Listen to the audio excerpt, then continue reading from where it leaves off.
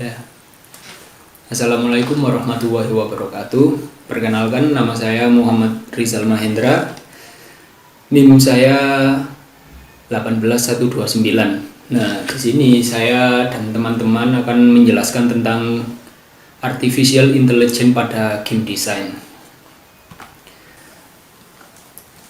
Oke, kita di sini akan membahas tentang artificial intelligence pada game. Nah, kita langsung saja masuk ke bagian awalnya. Apa itu AI atau Artificial Intelligence? AI adalah kecerdasan buatan.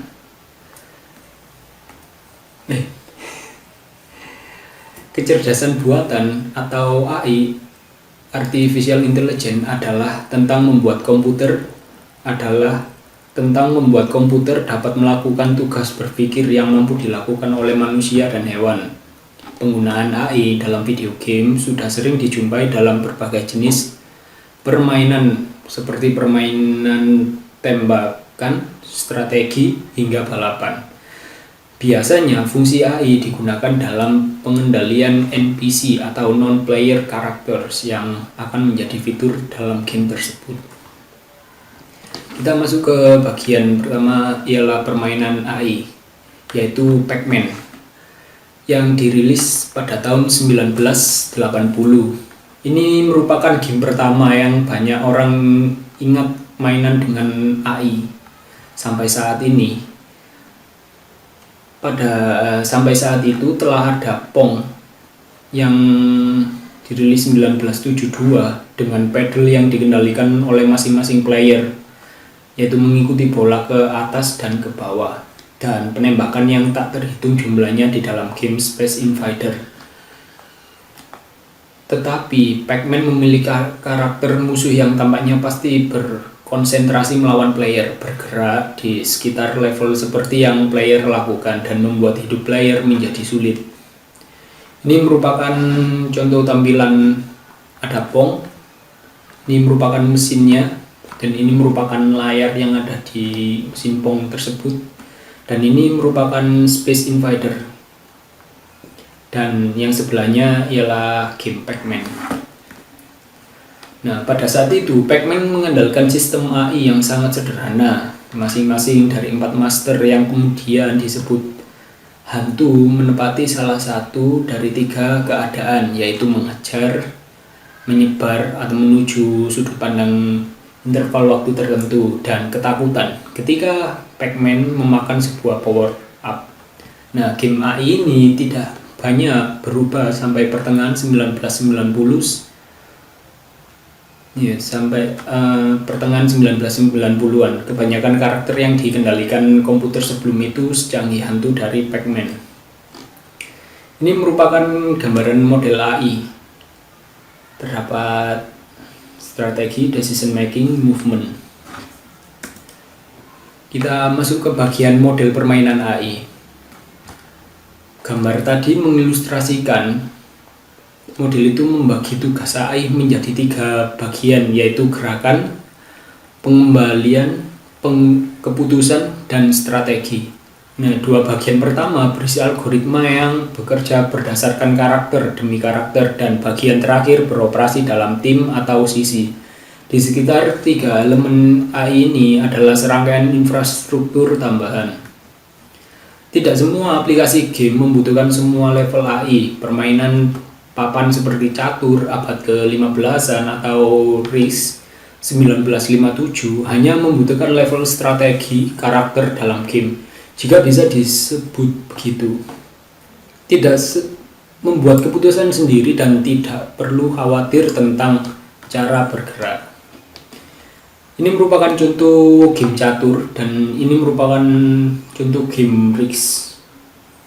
Contohnya game Risk ya kayak Monopoly.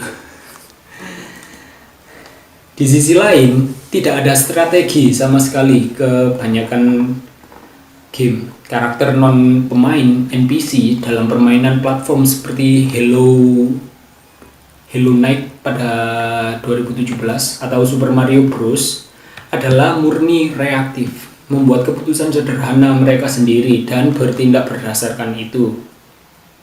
Tidak ada koordinasi yang memastikan karakter musuh melakukan pekerjaan terbaik untuk menggagalkan player.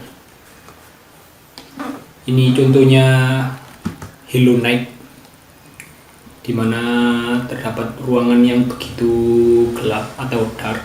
Nah, di sebelah adalah game Super Mario Bros. Yang cukup terkenal pada masanya. Nah, bagian ini terdapat pergerakan. Nah, gerakan mengacu pada algoritma yang mengubah keputusan menjadi semacam gerakan. Ketika karakter musuh tanpa serangan proyektil perlu menyerang pemain di Super Mario Sunshine tahun 2002, karakter tersebut terlebih dahulu mengarah langsung ke pemain. Nah, ketika cukup dekat, dia dapat melakukan serangan. Keputusan untuk menyerang dilakukan oleh serangkaian algoritma gerakan yang berada di lokasi pemain. Hanya dengan begitu animasi serangan dapat dimainkan dan kesehatan pemain habis. Ini contoh dari game Super Mario Sunshine. Oke. Ini level up dari Super Mario Bros. Oke, dan pengambilan keputusan. Bagian ini melibatkan karakter yang mengerjakan apa yang harus dilakukan selanjutnya. Biasanya setiap karakter memiliki berbagai perilaku berbeda yang dapat mereka pilih untuk dilakukan, seperti menyerang, berdiam diri, bersembunyi, menjelajah, berpatroli, dan lain sebagainya. Paling sederhana, karakter mungkin memiliki aturan yang sangat sederhana untuk memilih perilaku. Hewan ternak di berbagai level. Permainan The Legend of Zelda tahun 1986 akan diam kecuali pemain terlalu dekat, di mana mereka akan menjauh sedikit. Ini merupakan contoh game Legend of Zelda. Nah, bagian sekarang ini yang ketiga adalah strategi. Strategi mengacu pada pendekatan keseluruhan yang digunakan oleh sekelompok karakter. Dalam kategori ini adalah algoritma AI yang tidak hanya mengontrol satu karakter, tetapi mempengaruhi perilaku seluruh rangkaian karakter. Dalam Half-Life, musuh bekerja seperti tim untuk mengepung dan melenyapkan pemain. Ini telah diikuti dalam permainan yang lebih seru, seperti mesin AI yang berkembang di waralaba Medal of Honor. Seiring waktu, kita telah melihat peningkatan kecanggihan dan jenis tindakan strategi yang dapat dilakukan oleh tim musuh. Ini merupakan contoh dari Half-Life atau jenis tembak-tembakan seperti Counter-Strike, dan sebelah itu Medal of Honor. Ini pada masanya, kalau sekarang sih PUBG. Di bagian ini infrastruktur. Untuk benar-benar membangun AI untuk sebuah game diperlukan seluruh rangkaian infrastruktur tambahan. Permintaan gerakan perlu diubah menjadi aksi dalam game dengan menggunakan animasi atau simulasi fisika. Demikian pula, AI membutuhkan informasi dari game untuk membuat keputusan yang masuk akal. Ini kadang-kadang disebut persepsi. Persepsi ialah mencari tahu informasi apa yang diketahui karakter. Dalam praktiknya, ini jauh lebih luas dari sekedar memanipulasikan apa yang dapat dilihat atau didengar setiap karakter, tetapi mencakup semua antarmuka, antar dunia, game, dan AI. Di bagian ini adalah algoritma dan struktur data.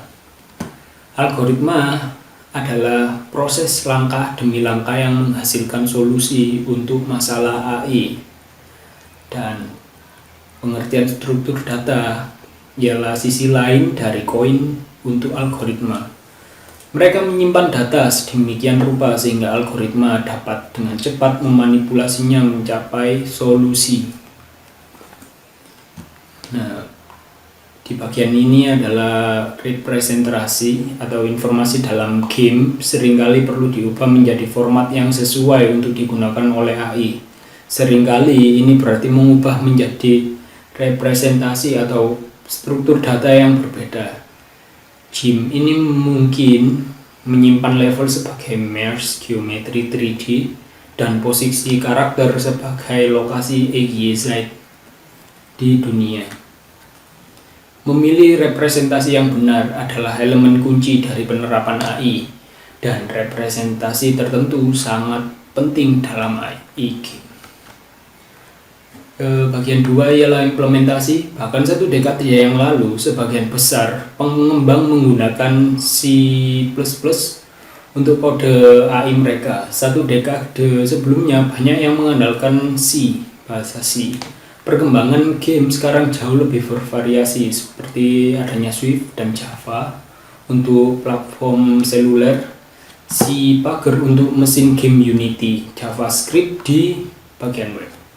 Dari jumlah tersebut, C dan C++ masih digunakan untuk kode yang mutlak harus dijalankan secepat mungkin. Nah, di bagian ini saya mengucapkan terima kasih, dan di bagian selanjutnya akan disampaikan teman saya Muhammad Nurul Iksan. Sekian, terima kasih. Selanjutnya yaitu game AI. Kekeliruan kompleksitas adalah kesalahan umum untuk berpikir bahwa AI yang lebih kompleks dalam permainan, maka semakin baik karakter itu terlihat oleh pemain. Menciptakan AI yang baik adalah tentang mencocokkan persyaratan permainan dengan perilaku yang tepat dan algoritma yang tepat untuk memproduksinya. Ketika hal-hal sederhana terlihat bagus, dalam bab 1 disebutkan Pac-Man, salah satu game pertama dengan skala berbentuk karakter AI. AI memiliki 3 status. 1. Status normal saat pemain mengumpulkan bib. Keadaan kedua ketika pemain telah memakan power up dan keluar untuk membalas dendam. Dan keadaan terakhir yang terpicu pada interval waktu untuk membuat hantu mundur sedikit. AI sederhana yang dilakukan dengan baik dapat membuat pemain tampak jauh lebih cerdas daripada yang sebenarnya. Ketika hal-hal yang rumit terlihat buruk, tentu saja hal sebaliknya dapat dengan mudah terjadi. Hedy Gerdi 2002 adalah permainan mengembala. Pemain harus mengiring individu dari spesies yang berbeda ke dalam kandang yang sesuai. Sayangnya, pergerakan karakter AI tidak cukup untuk menghadapi tantangan desain levelnya yang kaya. Sangat mudah untuk membuat mereka tertangkap di pemandangan dan terdeteksi. Tabrakan mereka dapat membuat mereka terjebak di tempat yang tidak dapat diperbaiki. Ini adalah contoh gambar game tersebut. Kemudian perubahan perilaku. Pikiran tentang hantu di Pac-Man lagi. Mereka mungkin tidak memberikan kesan perasaan, tetapi mereka tidak melakukan sesuatu yang tidak pada tempatnya. Ini karena mereka jarang mengubah perilaku. Yang paling tepat adalah transformasi mereka saat pemain memakan power up. Setiap kali karakter dalam permainan mengubah perilaku, perubahan itu jauh lebih mencolok daripada perilaku itu sendiri. Dengan cara yang sama, ketika perilaku karakter harus jelas berubah dan tidak, itu menarik perhatian. Jika dua penjaga terdiri berbicara satu sama lain dan Anda menembak jauh, satu penjaga lainnya tidak boleh melanjutkan percakapan. Assalamualaikum warahmatullahi wabarakatuh. Perkenalkan, nama saya Muhammad Zainal Fayad, NIM 1810802000253. Di sini saya akan melanjutkan pembahasan materi yang telah dijelaskan oleh teman saya sebelumnya. Oke, langsung saja. Materi yang selanjutnya adalah merancang game AI. Dan langsung saja, di dalamnya adalah contoh. Di bagian ini akan dibahas 2 tahap kebutuhan desain atau perilaku yang diperlukan dan teknologi untuk mencapainya. Dari permainan hipotesis melalui sebuah contoh. Game ini sederhana dari sudut pandang game, tapi persyaratan AI bervariasi. Permainan ini disebut rumah berhantu, dan tidak mengherankan jika itu diatur di rumah berhantu. Ini adalah rumah hantu yang terkenal dan orang-orang dari jauh membayar uang untuk datang dan mengunjunginya. Pemain memiliki rumah dan tugas pemain adalah membuat pelanggan tetap membayar dengan mengelola ketakutan di rumah, memastikan pengunjung mendapatkan ketakutan yang mereka cari. Pengunjung tiba di rumah dan tujuan pemain adalah membuat mereka melarikan diri dengan panik. Untuk melakukan ini, pemain diberikan pilihan penampakan dan trik mekanis untuk diterapkan di rumah. Pengunjung sebelumnya mau tidak mau berbagi pengalaman mereka, dan pengunjung lain akan datang untuk menghilangkan prasangka atau meniru ketakutan mereka. Pemain juga harus berusaha menjaga pengunjung agar tidak menemukan rahasia rumah, trik perdagangan, cermin satu arah, mesin asap, dan ruang rekreasi hantu. Selanjutnya, mengevaluasi perilaku. Tugas pertama adalah merancang perilaku yang akan ditampilkan karakter dalam game Anda. Perilaku karakter dalam game akan berkembang secara alami saat Anda menerapkan dan mencoba hal-hal baru. Meskipun dengan kemauan terbaik di dunia, Anda tidak akan sepenuhnya memahami kebutuhan AI dari sebuah game sebelum Anda mulai mengembangkannya. Jadi, mulai dari kumpulan perilaku yang ingin kita lihat, kita memiliki beberapa pertanyaan untuk dijawab untuk setiap komponen model AI. Yang pertama adalah gerakan. Dan beberapa pertanyaannya adalah apakah karakter kita akan direpresentasikan secara individual atau seperti di kebanyakan game, atau akankah kita hanya melihat efek grup mereka seperti dalam game simulasi kota misalnya. Yang pertanyaan selanjutnya, apakah karakter kita perlu bergerak di sekitar lingkungan mereka dengan cara yang kurang atau lebih realistis, atau bisakah kita menempatkannya di tempat yang kita inginkan, misalnya dalam game berbasis ubin atau berbasis giliran. Apakah gerakan karakter perlu disimulasikan secara fisik seperti dalam permainan mobil, misalnya seberapa realistis fisikanya, mengingat bahwa biasanya jauh lebih sulit untuk membangun algoritma gerakan untuk bekerja dengan fisika realistis daripada mengubah fisika sehingga kurang realistis untuk karakter AI. Apakah karakter perlu mencari tahu kemana harus pergi? Bisakah mereka bertahan hanya dengan mengembara, mengikuti jalur yang ditentukan desainer, hanya tinggal di satu area kecil, atau mengejar karakter lain? Atau apakah kita membutuhkan karakter untuk dapat merencanakan route mereka di seluruh level dengan sistem pencarian jalan? Pertanyaan selanjutnya, apakah gerakan karakter perlu dipengaruhi oleh karakter lain? Apakah perilaku mengejar atau menghindar cukup untuk mengatasi hal ini? Atau apakah karakter perlu berkoordinasi atau bergerak dalam formasi juga? Yang kemudian selanjutnya adalah pengambilan keputusan, yang di dalamnya adalah apa saja rangkaian lengkap dari berbagai tindakan yang dapat dilakukan karakter Anda dalam permainan, berapa banyak status berbeda yang dimiliki masing-masing karakter Anda. Dengan kata lain, bagaimana tindakan tersebut dikelompokkan bersama untuk memenuhi tujuan karakter.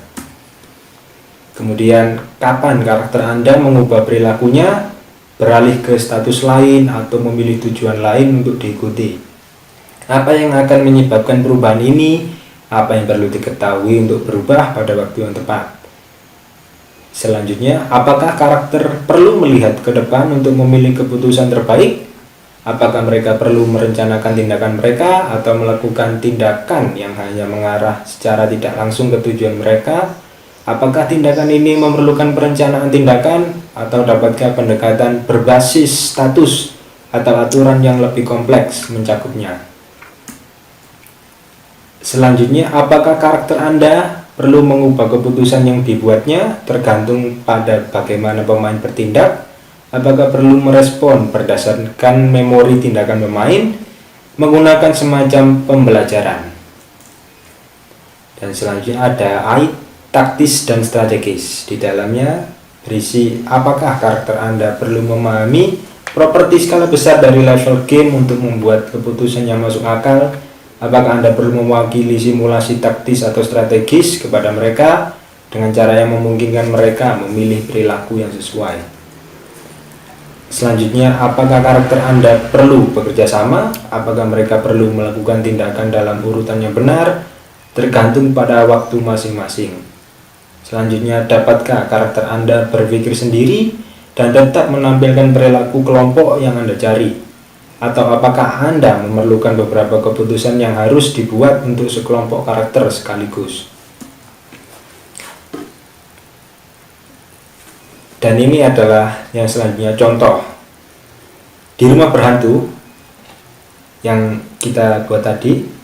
Yang dibuat disarankan rangkaian jawaban awal berikut untuk pertanyaan-pertanyaan ini. 1. Pergerakan. Karakter akan diwakili secara individual, bergerak di sekitar lingkungan mereka secara mandiri. Kita tidak membutuhkan simulasi fisik yang realistis. Kita bisa bertahan dengan algoritma gerakan kinematik daripada perilaku kemudi penuh. Karakter akan sering ingin menuju lokasi tertentu, misalnya jalan keluar, yang mungkin memerlukan navigasi melalui rumah, jadi kita perlu mencari jalan. Yang kedua, pengambilan keputusan. Karakter memiliki sejumlah kecil kemungkinan tindakan. Mereka dapat merayap, berlari, atau berdiam diri, atau membantu. Mereka dapat memeriksa objek atau bereaksi padanya. Setiap objek memiliki maksimal satu tindakan yang dapat dilakukan padanya. Saklar lampu dapat diaktifkan atau pintu dapat dibuka misalnya. Mereka juga dapat menghibur orang lain di rumah. Karakter akan memiliki 4 jenis perilaku yang luas. Perilaku takut, di mana mereka akan mencoba memulihkan akalnya. Perilaku ingin tahu, di mana mereka akan memeriksa objek dan mengeksplorasi. Perilaku sosial, di mana mereka akan berusaha untuk menjaga kelompok tetap bersama dan menghibur anggota yang bersangkutan. Dan perilaku bosan, di mana mereka menuju meja layanan pelanggan dan meminta pengembalian dana. Karakter akan mengubah perilaku mereka berdasarkan tingkat ketakutan. Setiap karakter memiliki tingkat ketakutan. Ketika karakter melewati ambang batas, itu akan memasuki perilaku ketakutan. Ketika seorang karakter berada di dekat karakter ketakutan lainnya, ia akan memasuki perilaku sosial. Jika tingkat ketakutan karakter turun saat sangat rendah, ia akan bosan. Jika tidak, itu akan berada dalam mode penasaran. Karakter akan mengubah tingkat ketakutan mereka dengan melihat, mendengar, atau mencium hal-hal aneh. Setiap spook dan trik memiliki intensitas keanehan pada masing-masing dari ketiga indera tersebut.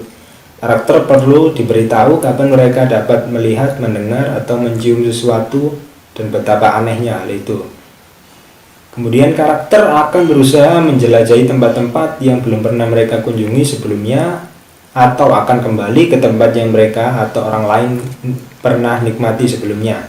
Mereka harus melacak tempat-tempat yang dikunjungi dan tempat-tempat yang menarik. Tempat-tempat menarik dapat dibagikan di antara banyak kelompok untuk mewakili gosip tentang ketakutan yang baik. Yang ketiga ada AI taktis dan strategis. Di dalamnya ada karakter harus menghindari lokasi yang mereka tahu menakutkan ketika mereka mencoba memulihkan akalnya. Demikian pula mereka akan menghindari area yang membosankan ketika mereka mencari aksi. Ya, sekian materi yang bisa kami sampaikan, semoga bermanfaat bagi bagi teman-teman yang melihat video ini. Assalamualaikum warahmatullahi wabarakatuh.